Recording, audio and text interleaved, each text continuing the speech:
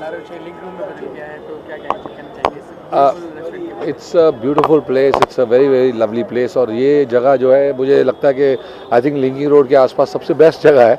लेकिन अब दिलीप जो हमारे दोस्त हैं, दिलीप जोशी, वो चैम्पियन है और I think this will be the best banquet this side of town. Sir, क्या वजह है लारोचे का नाम चेंज कर दिया है? आपको समझना पड़ेगा कि यहाँ 25-30 डिस्को हैं और नाइट क्लब्स हैं, तो नाइट क्लब ये जगह में नहीं चल पाएगा क्योंकि ये जो मॉल है ये इतनी हाई और एंड नहीं है और बहुत ज़्यादा रॉकिंग नहीं है। लेकिन ये जो जगह है इतनी ब्यूटीफुल है कि मुझे नहीं लगता कि कोई भी नाइट क्लब इतना लवली था। लारोश भी जब स्टार्ट हुआ तो ऐसे लग रहा था बहुत ब्यूटीफुल बनाया है, लेकिन इस मॉल के अंदर ज़्यादा आते नहीं लोग, सीधा उतर जाते हैं गाड़ी से और घुस जाते हैं मंकी बार या फैटी बाव या फिर इस साइड उस साइड ऑलिव ऑलिव बहुत है। लेकिन जब ये बैंक्वेट बनेगा तो अब मुझे लगता है कि इसकी बुकिंग आपको जल्दी मिलेगी नहीं, तो जिसको बुकिंग करनी है फ़ौरन कर लो।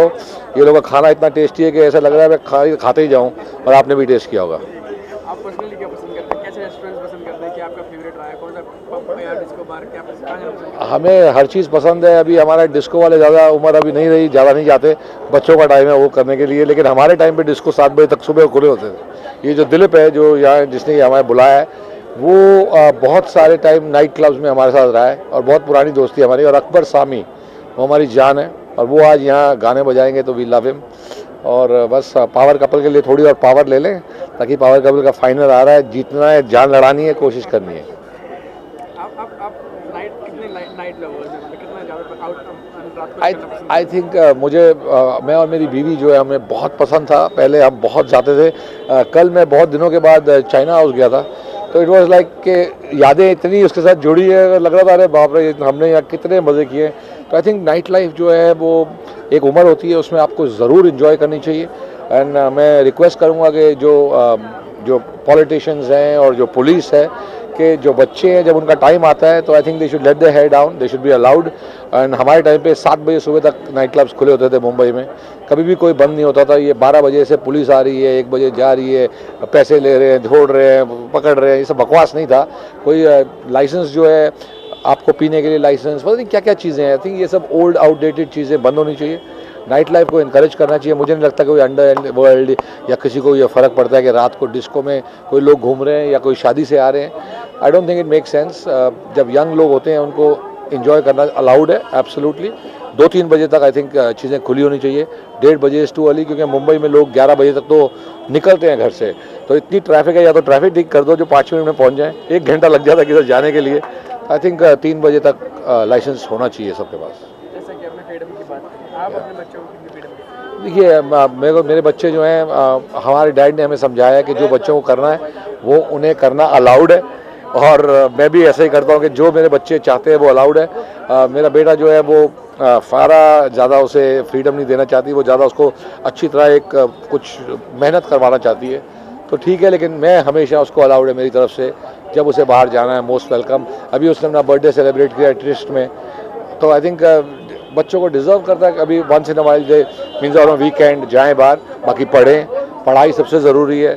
और यानी लोग बोलते हैं वैलेंटाइन, मुझे लगता है वैलेंटाइन बहुत ज़रूरी है। क्यों नहीं, वैलेंटाइन 365 डेज़ अपनी बीवी से प्यार करना चाहिए, लेकिन आप पेरेंट्स को तो 365 की जगह 366 डे प्यार करना चाहिए।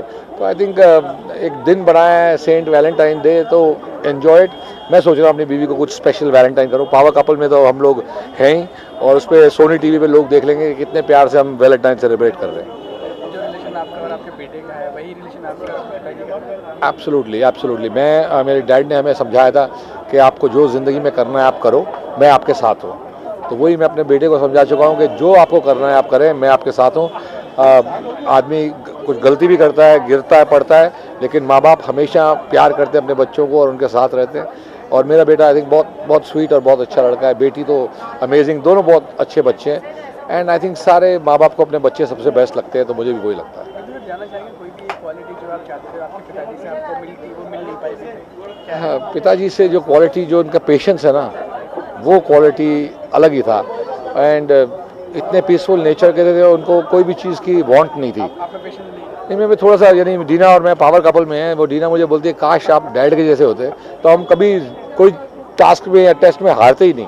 मैं ज़रा हड़बड़ाहट कर देता हूँ, थोड़ा पंजाबी हूँ, थोड़ा धा ठू ठू कर देता हूँ, उसमें कभी गड़बड़ हो जाती है, कभी सही पड़ जाता है। तो फाइनल जब आएगा तो सही पड़ जाए, वरना हार का सामना करना पड़ेगा। कोई भी एक क्वालिटी जो आपके आपके बेटे में आपसे नहीं है?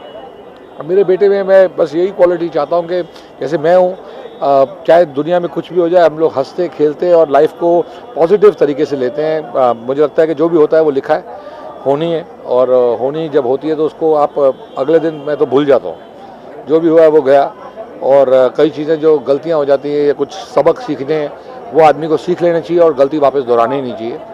अपने बेटे में मुझे लगता है बहुत अच्छी क्वालिटीज़ है। थोड़ा सा कभी कभी झूठ बोल देता है, वो रोकना है उसका। झूठ कैसे पकड़ते हैं? उसको ऐसी आदत है छोटी मोटी बोलने की। 10 बजे आएगा तो बोलेगा मैं 9 बजे आया था, तो वो ऐसे मजाक करने की आदत है उसको, वो कंट्रोल करवाऊंगा उससे। बाकी बहुत बहुत ही अच्छा बच्चा है। सर, जैसे जो आपकी मानसिकता है, जो बड़े लोगों की मानसिकता होती है कि हम अपने बच्चों को पूरी फ्रीडम देंगे, तो आम लोगों की होनी चाहिए। नहीं, आई थिंक सबकी होनी चाहिए फ्रीडम। देखो, आपको समझना पड़ेगा, बच्चे पे कुछ भी आप थोपने की कोशिश करोगे, ज़बरदस्ती करने की कोशिश करोगे, वो गलत है। आजकल के बच्चे जो है, इनका ब्रेन बहुत कंप्यूटराइज्ड है। हम लोग का बिल्कुल वो क्वालिटी का ब्रेन नहीं है। आपको समझना पड़ेगा, ये बहुत स्पेशल बच्चे हैं। जो चीज़ें हमें बहुत सालों के बाद आई, इन्हें ऑलरेडी आ चुकी हैं। मेरी 8 साल की बच्ची अमीलिया, वो जो चीज़ें करती है, मुझे लगता है यार ये नॉर्मल है या कुछ स्पेशल चाइल्ड है जो मतलब ब्लेस्ड है।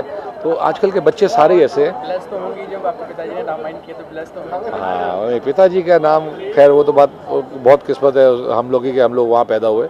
बहुत ही ग्रेट इंसान थे, उनके साथ कोई कंपैरिजन नहीं है। लेकिन आई थिंक आपको समझना पड़ेगा कि जो आपके बच्चे हैं, हम लोग अभी भी इतना 2016 आ गया है, अभी भी हम लोग पता नहीं कौन से सोच में पड़े हैं, रिलीजन के बातें करते हैं, पता नहीं क्या क्या बकवास करते हैं। इंसानियत सबसे बड़ा रिलीजन है, सरनेम होना चाहिए इंडियन, दैट्स इट। ये सब बकवास है, हिंदू मुस्लिम सिख ईसाई नॉनसेंस। आई थिंक बच्चों को भी आपको ये सिखाना चाहिए कि आप अच्छे आदमी बनो, देश के लिए कुछ अच्छा काम करो, माँ बाप का तो हमेशा ख्याल रखो। और जब बीवी आती है, आपको समझना पड़ेगा, बीवी और माँ बाप को भी ये सोचना पड़ेगा कि जब हमारे बेटे की बीवी आई है तो वो हमारी बेटी है। आप चाहते हो कि आपकी बेटी जाके दूसरे घर में खुश रहे, लेकिन बहू नौकरानी रहे, तो आई थिंक वो बहुत घटिया थिंकिंग है। ये सब चेंज करनी पड़ेगी। अभी तक आई थिंक शहरों में तो हो चुका है काफ़ी हद तक सब कुछ चेंज, लेकिन गांव खेड़े में भी हर जगह चेंज होना चाहिए। I think it's about time. हमारा कंट्री जो है वो ग्रेट कंट्री है। जो भी आते हैं, हमारे फ्रेंड्स आए हैं जर्मनी से, दे लव दिस कंट्री, बार बार आते हैं क्योंकि इसमें कुछ स्पेशल है। अब हम लोग राइट हैं नहीं है पता नहीं, बस जो हम सोचते हैं वो तो हम करते हैं। तो आई होप एंड प्रे कि हमारा देश बस आगे बढ़ता जाए। डैड मुझे बोलते थे कि जब मोदी जी आएंगे तो 5-7 साल में ये देश का देखना क्या हाल होगा, कमाल हो जाएगा। तो वो मुझे ये 2009 में बात बोल के गए थे। अब मैं वेट कर रहा हूँ, 1 साल तो हो गया, 4 और साल वेट कर रहे हैं, कमाल होने वाला है। बेटे से कितनी उम्मीद है, क्या बनना चाहता है? बेटे से देखिए, पहले तो उम्मीद थी कि वो बचपन से उसकी माँ ने उसके मन में भी डाला था, उसका भी दिल था कि डॉक्टर बने, जान लड़ा के पढ़ रहा था।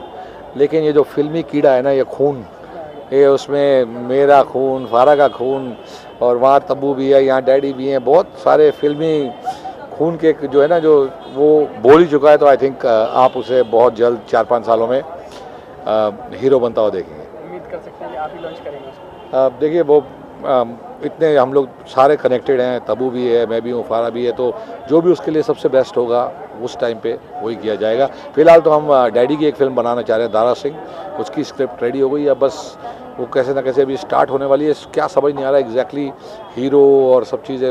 मोटा मोटा बता दें हीरो कौन है? नहीं, वही वो आप समझ में नहीं, आजकल का सिस्टम अलग है। जो हीरो है वो डिसाइड करता है फिल्म कैसे बननी चाहिए। अब बात हमारी हुई है और हीरो को बहुत पसंद आई है, लेकिन स्टार्ट नहीं हुई है, तो एग्जैक्टली हमें समझ नहीं आ रहा क्या होगा। थोड़े चंद महीनों में और देख लेंगे, क्योंकि पीस में ये जो जगह चीज़ है बहुत खूबसूरत होनी चाहिए। उनको सल्यूट करने के लिए बुक हमने लिख दी है, वो पहले लॉन्च होगी।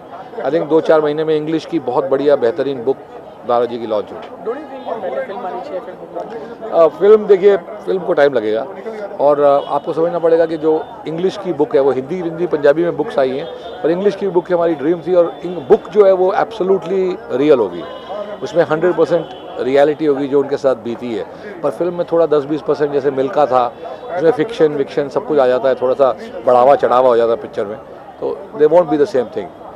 बुक की राइट वाला काम नहीं है, ये स्क्रिप्ट अलग ही है। ये मारूक और हम सब ने बैठ के 2 साल से वो स्क्रिप्ट बनाई है, और बेहतरीन picture. Sir, my last question is के कोई एक फिल्म जिसमें आप अपने बेटे को देख पाते 2015 की, आप सोच सकते हैं ये स्क्रिप्ट ऐसी होती तो मैं अपने बेटे को यहाँ देख पाता इस रोल में, या कोई पुरानी फिल्म? मेरा बेटा बहुत ही टैलेंटेड है, हम लोग से बहुत ज़्यादा टैलेंटेड है। मैं वही बोल रहा हूँ, जो आजकल के बच्चे हैं वो कमाल है। उसने एक कुछ 22 मिनट्स का अकेला स्टेज पे परफॉर्मेंस किया भी, तो हम देख के शॉक्ड हो गए कि ये क्या कर रहा है, जिस तरीके की बात कर रहा है, जिस तरीके से एक्टिंग कर रहा है।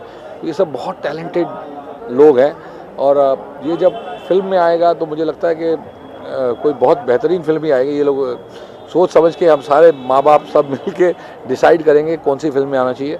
फिल्में तो बहुत कमाल कमाल आई हैं इस साल में, पिछले साल में भी बहुत अच्छी आई। बजरंगी भाईजान जैसी फिल्म, एयरलिफ्ट, ये सब बहुत क्लास फिल्में आई हैं।